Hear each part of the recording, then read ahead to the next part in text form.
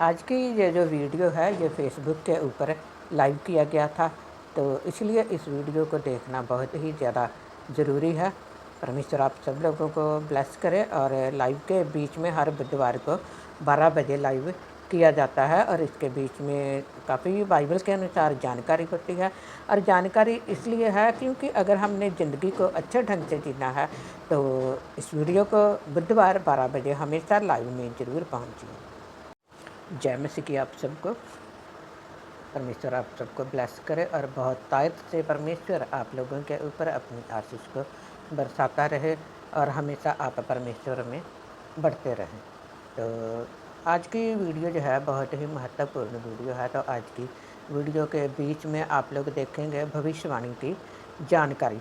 तो भविष्यवाणी की जानकारी होना बहुत ही ज़्यादा महत्वपूर्ण है, बहुत ही ज़्यादा ज़रूरी है, क्योंकि आजकल की जो भविष्यवाणियाँ हैं बहुत ही अजीब किस्म की भविष्यवाणियाँ हो रही हैं। भविष्यवाणियों का अर्थ क्या है, भविष्यवाणियाँ करने वाला इंसान कैसा होना चाहिए। तो मेहरबानी से वीडियो को ज़्यादा से ज़्यादा शुरू कीजिए। तो शुरू करते हैं वीडियो को।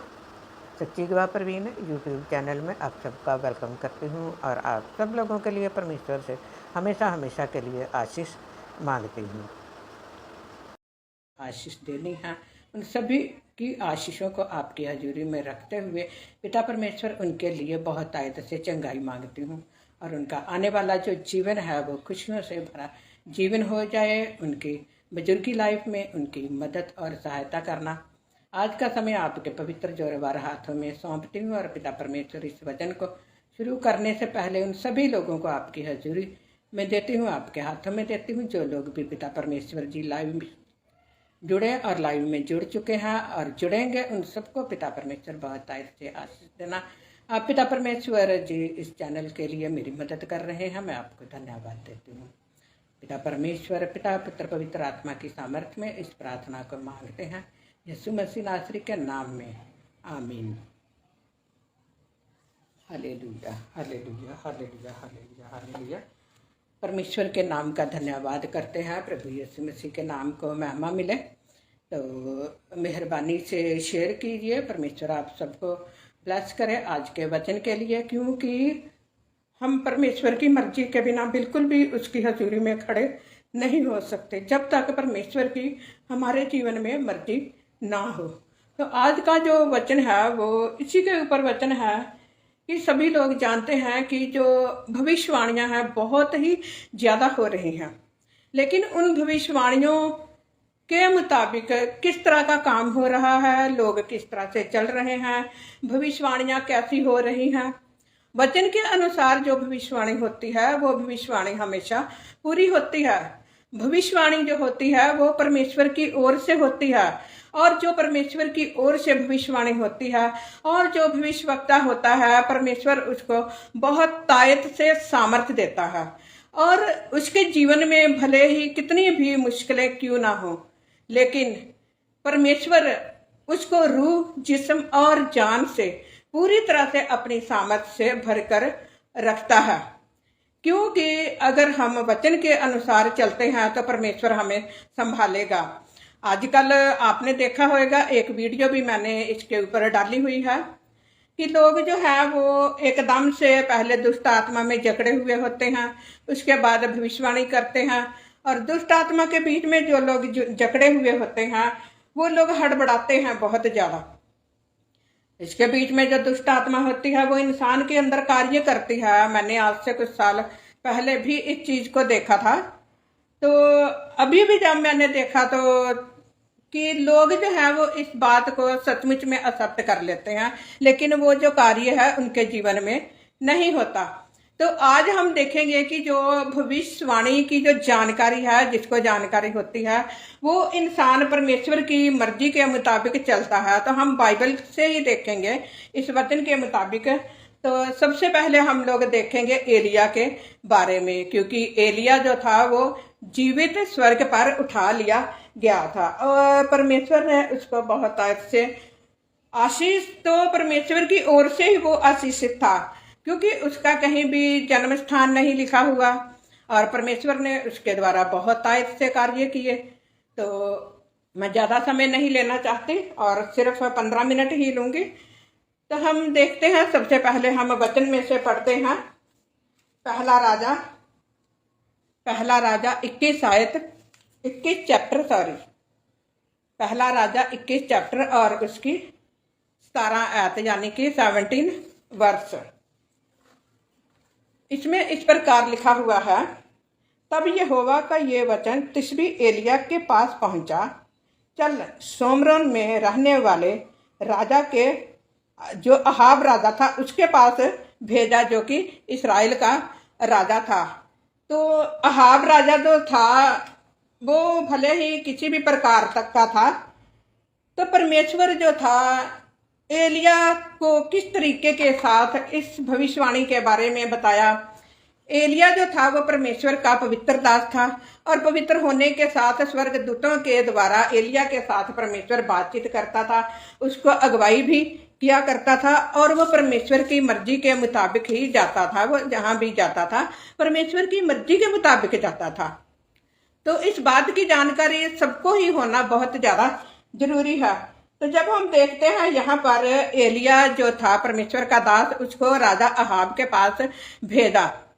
तो जब वो राजा अहाब के पास गया तो उसने उसको क्या बोला, और उससे ये कहना कि यहोवा यूं कहता है,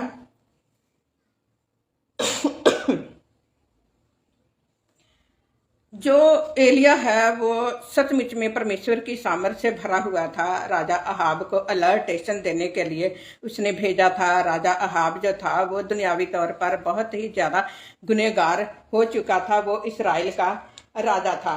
तो उसने उसको बड़े ही अच्छे तरीके से बोल दिया, चल सोमरोन में रहने वाले इस्राएल के राजा अहाब से मिलने को जा, वह तो नाबोत की दाख की बारी में है, उसे अपने अधिकार में लेने को वह वहां गया है। देखो, परमेश्वर ने एलिय्याह को यह बताया कि जो राजा अहाब है वो नाबोत कौन था, जो कि परमेश्वर का दास था। उसको परमेश्वर ने बहुत आयत से आशीष दी थी और उसके पास अपने पुरखाओं की जायदाद थी, यानी कि पुरखाओं का दिया हुआ एक इसके बीच में अंगूरी बाग, बहुत ही ज्यादा जो आशीषमयी बाग था। तो उसको जो अहाब था वो लेना चाहता था। तो जब वो उसको लेने के लिए वहां पर गया तो जो अहाब था वहां पर उसने एलिय्याह को देख लिया। और आगे मैं बहुत ही शॉर्ट करके थोड़ा बताऊंगी क्योंकि समय मैं ज्यादा नहीं लेना चाहती।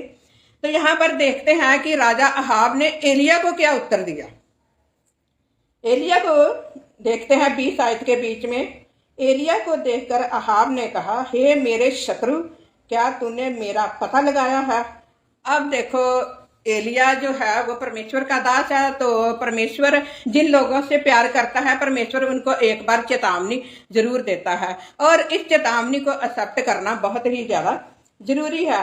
तो यहाँ पर आगे हम देखते हैं कि आगे से एलिय्याह ने क्या जवाब दिया। 20 आयत का बी हिस्सा इसमें देखते हैं। उसने कहा, हाँ लगाया तो है, और इसका कारण ये है कि जो यहोवा की दृष्टि में बुरा है उसे करने के लिए तूने अपने को बेच डाला है।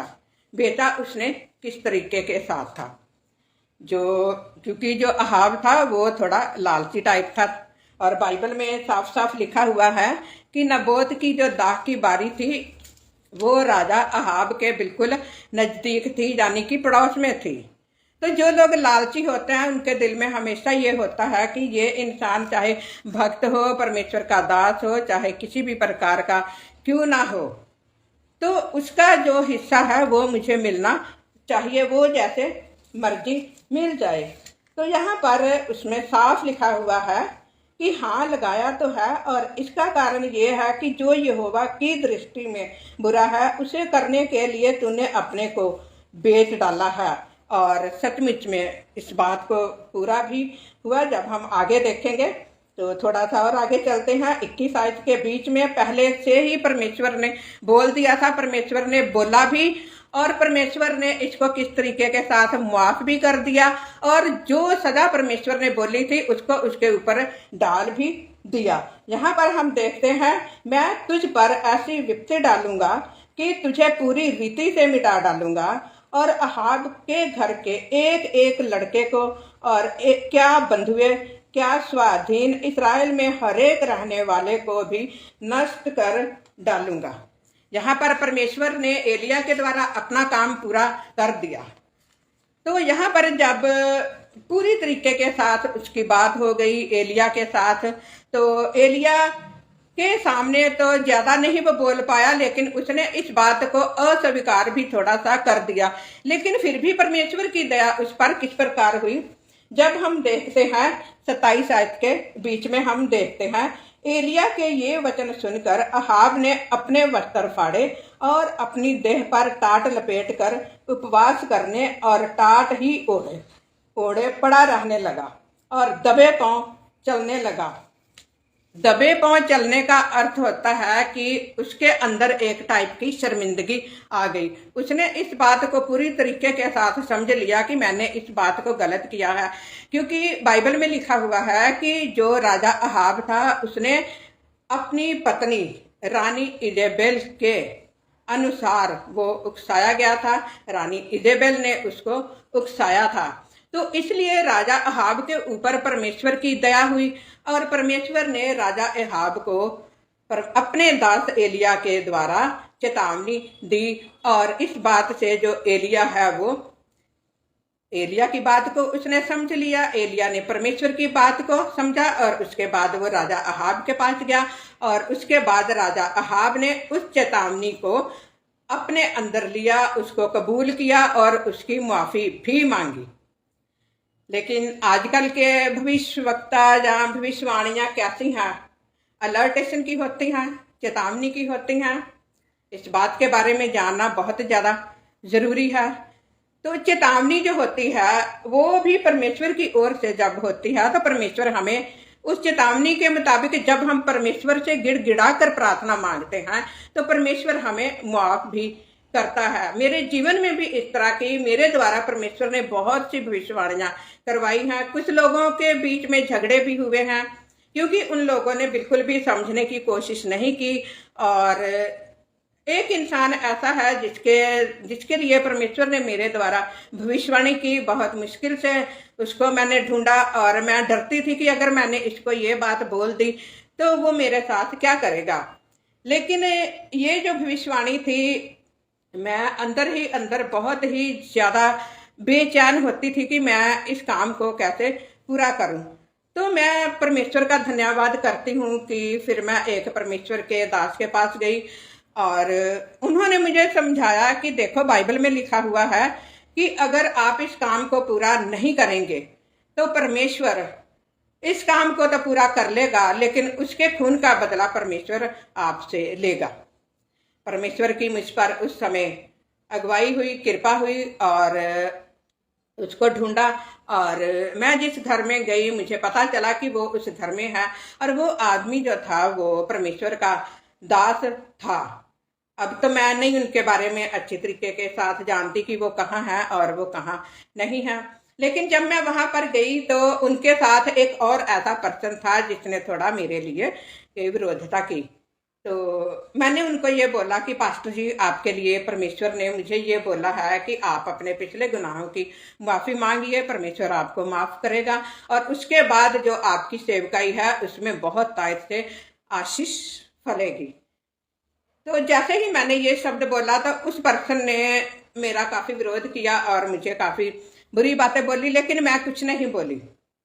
मैंने एलिया से ये बात सीखी है, इसके अलावा और भी बहुत से भविष्यवक्ता हैं, यशायाह है, यिर्मयाह है, मिकायाह है, उन लोगों ने बिल्कुल भी किसी का विरोध नहीं किया। तो इनसे सीखा मैंने कि कोई चाहे कितना भी विरोध करे, हमें इसके बारे में बिल्कुल भी नहीं बोलना, हमने किसी को भी कुछ भी नहीं कहना। तो जैसे ही मैंने ये शब्द बोला तो पास में एक आंटी बैठे हुए थे जिनके घर में गई थी, तो उन्होंने उस पर्सन को बोला जो मेरी विरोधता में बात कर रहा था कि तुम चुप रहो, वो तुम्हारे पास नहीं आई, वो परमेश्वर के दास के पास आई है, वो पास्टर जी के पास आई है। तो उसके बाद वो इंसान चुप हो गया और सचमुच में उसके बाद मैं नहीं जानती कि आज वो इंसान कहाँ है और कहाँ नहीं। परमेश्वर के जीवन, जो भी परमेश्वर किसी के भी जीवन में कार्य करता है तो परमेश्वर जिसको प्यार करता है, परमेश्वर भविष्यवाणी भी उसी के लिए करता है, और परमेश्वर चेतावनी भी उसी को देता है, ताकि ये मेरा प्रिय इंसान है और ये जो इंसान है अपने गुनाह की माफ़ी मांग कर और माफ़ी मांगने के बाद ये परमेश्वर में मेरी सेवकाई में अच्छी तरह से चले। तो अभी कल की बात है, जिनकी अभी मैंने भविष्यवाणी के बारे में बात की है, तो उनके बारे में मुझे पता चला कि वो मुझे मिलना चाहते हैं, लेकिन मैं नहीं मिल पाई, और उनको अभी तक, यानी कि उनकी जो पत्नी है, उनको अभी तक पता भी नहीं कि मेरे द्वारा परमेश्वर ने उनके पति की भविष्यवाणी की है। वो बहन सेवा कर रही है और मैं उस बहन से खुश हूँ, परमेश्वर भी उस बहन से हमेशा खुश है। तो जो भविष्यवाणी होती है वो अलर्टेशन के लिए होती है। तो जो भविष्यवक्ता होता है, मैं मेन बात ये बताना चाहती हूँ कि आजकल आप लोग देख रहे हैं कि लोग क्या करते हैं कि प्रार्थना के बीच में ही, जो कि शैतान की तरफ से होती है, और वो बीच में हड़बड़ाते हैं। जिस तरीके के साथ शैतानी जो शिवरिंग होती है, शैतानी जो कंपकंपी होती है, उस तरह से होते हैं, चीखते हैं, चिल्लाते हैं और एकदम से ही भविष्यवाणी भी करना शुरू कर देते हैं। तो जैसे ही वो भविष्यवाणी कर देते हैं वो फिर गिर जाते हैं और उसके बाद वो फिर से उसी कंडीशन में आ जाते हैं। तो इस बात की पहचान करना बहुत ही ज़्यादा जरूरी है। तो यहाँ पर जो राजा अहाब था, उसने परमेश्वर से माफ़ी मांगी, परमेश्वर ने माफ़ तो कर दिया और माफ़ करके उसको थोड़ा समय के लिए और जीवित रखा, लेकिन फिर भी परमेश्वर ने जो कहा था उसको फिर भी पूरा कर दिया। जो भी परमेश्वर ने उसके लिए सज़ा ठहराई हुई थी, उसके लिए सज़ा ठहराई हुई थी कि उसका जो कत्ल है, बहुत कुछ बाइबल में लिखा है, इसके बारे में फिर कभी आप लोगों को ज़रूर बताऊंगी। लेकिन थोड़ा सा एक और मैं बताती हूँ। हम लोग देखेंगे परमेश्वर के दास यशायाह के बारे में, तो हम इसको देखेंगे दूसरा राजा 20 चैप्टर के बीच में। ये भी चेतावनी है। हम देखेंगे दूसरा राजा 20 चैप्टर की पहली आयत से ही हम थोड़ा सा पढ़ेंगे। इसमें लिखा हुआ, उन दिनों में हिजकिय्याह ऐसा रोगी हुआ कि मरने पर था, और आमोस के पुत्र यशायाह भविष्यवक्ता ने उसके पास जाकर कहा, यहोवा यूं कहता है कि अपने घराने के विषय जो आज्ञा देनी हो वह दे, क्योंकि तू नहीं बचेगा, मर जाएगा। यहाँ पर परमेश्वर ने यशायाह के द्वारा भविष्यवाणी की। परमेश्वर ने भेजा यशायाह को, तो यशायाह भी जो था वो परमेश्वर की ओर से चुना हुआ दास था। तो बहुत से लोग जानते होंगे यशायाह के बारे में। तो लेकिन यशायाह के ऊपर परमेश्वर की दया जिस तरह से एलिया के ऊपर थी, उसी तरह से यशायाह के ऊपर भी थी, और यशायाह को परमेश्वर ने राजा हिजकिय्याह के पास भेजा। तो इसके बाद जब हम देखते हैं थोड़ा सा आगे चल के, तो जैसे ही यशायाह ने राजा हिजकिय्याह को इस बात के बारे में बता दिया, तो जो राजा हिजकिय्याह था वो बिल्कुल भी बुड़बुड़ाया नहीं, बिल्कुल नहीं बुड़बुड़ाया। वहां पर हम देखते हैं कि जो राजा अहाब है वो बुड़बुड़ाया, और बाद में उसने इस जो चेतावनी थी, इस चेतावनी को उसने कबूल करके और अपनी माफी मांगी। पर यहाँ पर ये जो राजा हिजकिय्याह था ये भी परमेश्वर का दास था। यानी कि दोनों राजाओं में कितना अंतर होता है। राजाओं में अंतर जब हम देखते हैं तो कोई राजा लालची होता है, कोई परमेश्वर की तरफ से होता है और कोई दुनिया की तरफ से होता है, कोई शैतान की तरफ से होता है। लेकिन जब हम देखते हैं परमेश्वर अपने लोगों को चुन तो लेता है, जैसे कि राजा शाऊल को चुना था, लेकिन जो राजा शाऊल था वो भी बाद में अपनी मर्जी के अनुसार चलने लग गया। तो यहाँ पर भी जब हम इस बात को अच्छी तरीके से देखते हैं तो राजा हिजकिय्याह को जैसे ही इसके बारे में बताया गया, तो यहाँ पर जब हम दूसरी आयत में देखते हैं तो यहाँ पर इस प्रकार लिखा हुआ है, तब उसने दीवार की ओर मुंह फेर यहोवा से प्रार्थना करके कहा, हे यहोवा, मैं विनती करता हूँ, स्मरण कर कि मैं सच्चाई और खरे मन से अपने को तेरे सम्मुख जानकर चलता आया हूँ, और जो तुझे अच्छा लगता है वही मैं करता आया हूँ। यहाँ पर क्या बोला राजा हिजकिय्याह को? अपने ऊपर एक तरफ से गर्व भी था, घमंड नहीं था, गर्व था। वो परमेश्वर के साथ प्यार करता था। उसने परमेश्वर के आगे अपनी सारी की सारी जो भी उसने अपने राज्य के बीच में भलाइयाँ की थी, जो भी सच्चाई के अनुसार वो चला था, तो परमेश्वर की दया उसके ऊपर हुई और उसने सब कुछ एकदम से परमेश्वर के सामने कबूल कर लिया कि मैंने इस तरीके के साथ किया और मैंने तेरे लिए इतने काम किए हैं, मैं तेरे साथ खराई के साथ चलता रहा। और सोचो ये बात है कि क्या हम लोग खराई के साथ चलते हैं? हमारे लिए जब भविष्यवाणी होती है तो बहुत से लोग हैं जो कि लड़ाई झगड़ा करना शुरू कर देते हैं। मैं आप लोगों को बताना चाहती हूँ कि कुछ समय पहले मैं देहरादून में जॉब कर रही थी, तो वहाँ पर एक परमेश्वर के दास गए और उन्होंने किसी के लिए भविष्यवाणी की और भविष्यवाणी ये की थी कि इस आदमी को हॉस्पिटल में जॉब मिल जाएगी। तो उसकी जो पत्नी थी उसने मुझे बोला कि आप बोलते थे कि पास्टर जी तो बहुत अच्छे हैं, तो उन्होंने तो मेरे लिए भविष्यवाणी की, लेकिन वो भविष्यवाणी तो अभी तक पूरी नहीं हुई। तो भविष्यवाणी पूरी होने का एक समय होता है। तो यहाँ पर भी परमेश्वर ने जब राजा हिजकिय्याह को, एक तरफ से उसकी जो उम्र थी वो पूरी हो चुकी थी, तो जो राजा हिजकिय्याह था उसने इन सभी बातों को परमेश्वर के आगे रखा। अब यहाँ पर जो मैंने बात बताई है, इस औरत को भी चाहिए था कि ये परमेश्वर के आगे इस बात को रखती, और मैंने भी उसको यही बात बोली, क्योंकि वहाँ पर जितनी देर मैंने जॉब की है परमेश्वर का अनुग्रह वहाँ पर भी मेरे साथ बहुत ज़्यादा रहा। वहाँ पर भी परमेश्वर ने कार्य किए और पूरे हुए। तो इस औरत को मैंने समझाया कि आप लोग प्रार्थना करो, परमेश्वर इस काम को जरूर पूरा करेगा। और मैं आप लोगों को बताना चाहती हूँ कि सचमुच में उसके पति को बाद में उसी हॉस्पिटल में, जिस हॉस्पिटल में मैं जॉब कर रही थी, और उसकी पत्नी भी उसी हॉस्पिटल में थी, और उसी हॉस्पिटल में उसके पति को भी जॉब मिल गई। कई बार चेतावनी होती है, कई बार परमेश्वर ने हमें अपनी मर्जी के मुताबिक चलाना होता है। हमारे अंदर कुछ ऐसी कमियां होती हैं जब हमारी भविष्यवाणी होती है। तो यहाँ पर भी जब उसने अपनी जो पूरी तरह से वो अपने अंदर पछताया और उसने पूरी तरह से अपने आप को दीवार की तरफ मुंह करके रोना, या मतलब प्रार्थना करने का अर्थ होता है कि मैं टूट गया, पूरी तरह से टूट गया, अब मेरे पास कुछ भी नहीं, मेरे हाथ खड़े हो गए।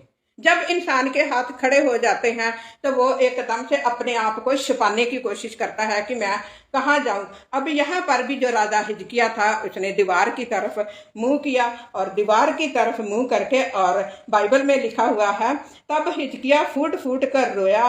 तब ऐसा हुआ कि यशायाह आंगन के बीच तक जाने भी ना पाया था। जैसे कि आप लोग जानते हैं कि जो महल होते हैं वो बहुत बड़े होते हैं, क्योंकि ये राजा था ये। और जैसे ही वो राजा हिजकिय्याह से दूर हुआ, बाहर की तरफ गया, अभी वो आंगन में ही था, यानी कि वो बिल्कुल बाहर नहीं गया था। तो वहीं पर जैसे ही वो वहां पर पहुंचा, तो फिर चौथी आयत में लिखा है, तब ऐसा हुआ कि यशायाह आंगन के बीच तक जाने भी ना पाया था कि यहोवा का ये वचन उसके पास पहुंचा, लौट कर मेरी प्रजा के प्रधान हिजकिय्याह से कह कि तेरे मूल पुरुष दाऊद का परमेश्वर। यहाँ पर हमारा जो परमेश्वर है, मूल पिता इब्राहिम को बताया गया है, और यहाँ पर क्या बोला है कि तेरे मूल पुरुष दाऊद का परमेश्वर। यहाँ पर दाऊद का परमेश्वर भी बोला गया है। यहोवा यूं कहता है कि मैंने तेरी प्रार्थना सुनी और तेरे आंसू देखे हैं। देख, मैं तुझे चंगा करता हूँ। परसों तू यहोवा के भवन में जा सकेगा। मैं तेरी आयु 15 वर्ष और बढ़ा दूंगा। मैं अशूर के राजा के हाथ से तुझे और इस नगर को बचाऊंगा। इतना ही बहुत है। तो यहाँ पर क्या है कि परमेश्वर जो है वो अपने लोगों से बहुत प्यार करता है।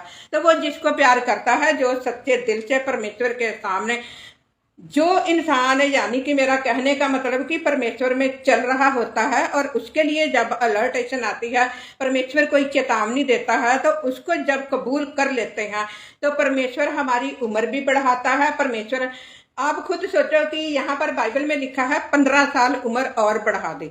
जब परमेश्वर हमें दुनिया में जन्म देता है तो जन्म होते ही हम बरकतों से भर जाते हैं। जो भी लोग परमेश्वर के दास लोग होते हैं तो वो लोग बहुत ही खुश होते हैं। इसी तरह से हमारा जो परमेश्वर है, हमारे जब हम लोग पछतावा करते हैं, परमेश्वर की हजूरी में सच्चे मन से चलते हैं, परमेश्वर हमें माफ करता है और परमेश्वर हमारी उम्र को बढ़ाकर हमारे दिनों को जैसे जैसे परमेश्वर बढ़ाता है वैसे वैसे हमारी बहुत सी ऐसी बरकतें हैं जिनको दुगनी तिगनी चौगनी वो बरकतें कर देता है। जैसे नए लोगों के लिए मैं बताना चाहती हूँ कि वो लोग नए नए आते हैं तो उनके जीवन में एकदम से ही काम होते हैं, लेकिन कुछ समय के बाद वो लोग थोड़ा पीछे हट जाते हैं। लेकिन उन लोगों के लिए मैं मेन बात ये बोलना चाहती हूँ कि जैसे ही आप लोग परमेश्वर में आते हैं और परमेश्वर आपके जीवन में कार्य करता है तो आपको परमेश्वर में बढ़ना है। जब परमेश्वर में बढ़ते हैं तो परमेश्वर बरकतों में भी बढ़ाता है, परमेश्वर उम्र में भी बढ़ाता है, परमेश्वर आशीषों में बढ़ाता है, परमेश्वर बीमारियों को खत्म करके और हमारे शारीरिक जो उम्र होती है उसको भी बढ़ाता है। आत्मिक उम्र की बात हम फिर कभी करेंगे, लेकिन जो शारीरिक उम्र होती है, क्योंकि अगर हमारा शरीर तंदुरुस्त है तो हम परमेश्वर की इच्छा के मुताबिक तभी चल सकते हैं। तो भविष्यवाणी की जानकारी होने का मतलब जो आज मेन मकसद मेरा यही था इसके बीच में कि परमेश्वर जो है वो हमारे लिए जब चेतावनी देता है तो उस चेतावनी को मेहरबानी से कबूल कीजिए और परमेश्वर की मर्जी के मुताबिक चलिए। और परमेश्वर से जो भी परमेश्वर आप लोगों को बोलता है, मैं परमेश्वर इस समय मुझे अगुवाई कर रहा है कि ऐसे लोग हैं जो कि परमेश्वर सपने के द्वारा उनको अलर्ट कर रहा है और उनको अलर्ट होने की जरूरत है। मैं परमेश्वर से उन सभी लोगों के लिए प्रार्थना मांगती हूँ। परमेश्वर उन सब लोगों को बहुत तायत से बढ़ाए, परमेश्वर उन सब लोगों को आशीष दे। और कुछ ऐसे लोग हैं जिनको कि परमेश्वर उनके काम को बदलने के लिए बोल रहा है, परमेश्वर उन सब लोगों पर अपनी दया करे और वो लोग अपने काम को जब बदले तो वो घबराए नहीं, बल्कि परमेश्वर में कंटिन्यूस परमेश्वर की सामर्थ्य में बढ़ते जाएं, परमेश्वर के साथ अपने रिश्ते को बहुत तायत से मजबूत बनाएं, अपनी प्रार्थना के समय को वो लगातार बढ़ाते जाएं और जब भी वो प्रार्थना करें तो परमेश्वर से मांगे कि मैं जितना समय प्रार्थना में बैठूं आपकी सामर्थ्य मुझ पर कार्य करे और परमेश्वर आप लोगों को अगुवाई के अनुसार अपनी इच्छा के अनुसार चलाए। परमेश्वर आप सब लोगों को हमेशा हमेशा के लिए ब्लेस करें और परमेश्वर की आशीष आपके परिवारों के ऊपर और टोटली आपके घर में किसी भी प्रकार का कोई भी ऐसा इंसान है जिसके द्वारा आप परेशान हैं, आप दुखी हैं या आपकी किसी भी प्रकार की कोई भी ऐसी समस्या है जो कि हल होना बहुत ज़्यादा जरूरी है, परमेश्वर आपकी उस समस्या को भी बहुत जल्द हल करेंगे। इस समय के लिए मैं परमेश्वर का धन्यवाद करती हूँ और जितने भी लोगों ने इस वचन को सुना है परमेश्वर उन सभी लोगों को बहुत आयत से आशीष दे, परमेश्वर सभी लोगों को बहुत आयत से बढ़ाए और भविष्यवाणी की जानकारी को हमेशा अपने ऊपर लेते रहें, समझते रहें और जब भी चेतावनी मिले तो उस चेतावनी को कबूल कीजिए और परमेश्वर से समय के अनुसार बरकत को एक्सेप्ट कीजिए। तो परमेश्वर आप सबको आशीष दे। थैंक यू, धन्यवाद, गॉड ब्लेस यू। तो कल हम लोग माँ बाप का आदर के बारे में 12 बजे फिर से लाइव होएगा। तो परमेश्वर को धन्यवाद जितने भी लोग लाइव में आए और जितने भी लोगों ने लाइव में देखा। तो thank you, God bless you.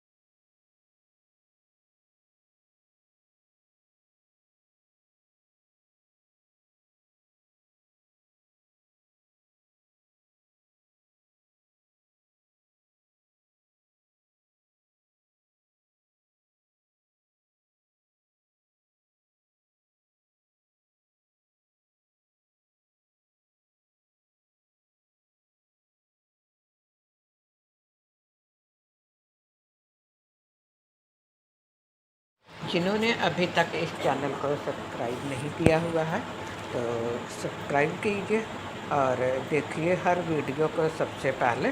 Subscribe करने के बाद नोटिफिकेशन बेल ऑल पर ज़रूर क्लिक करें तो जो भी वीडियो मिलेगी सबसे पहले आपके पास आएगी। तो God bless you, thank you, धन्यवाद वीडियो को देखने के लिए।